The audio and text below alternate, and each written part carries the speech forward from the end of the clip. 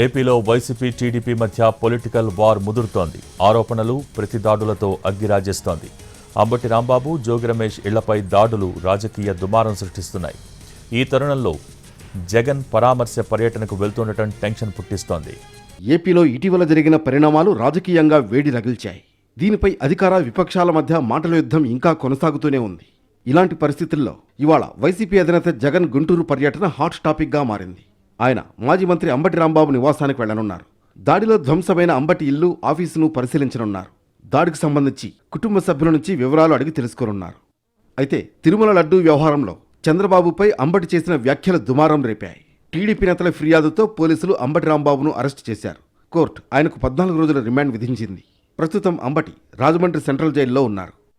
ఉదయం 11 గంటలకు గుంటూరులోని అంబటి నివాసానికి జగన్ వస్తారు. 12 గంటల వరకు అక్కడే ఉంటారు. తిరిగి మధ్యాహ్నం 1 గంటకు తాడేపల్లిలోని ఆయన నివాసానికి చేరుకుంటారు. శుక్రవారం జోగి రమేష్ కుటుంబాన్ని జగన్ పరామర్శించనున్నారు. మరోవైపు ఇవాళ జగన్ పర్యటన సందర్భంగా వైసీపీ శ్రేణులు భారీగా తరలివచ్చే అవకాశం ఉండడంతో పోలీసులు అనుమతిస్తారా లేక షరతులు పెడతారో చూడాలి.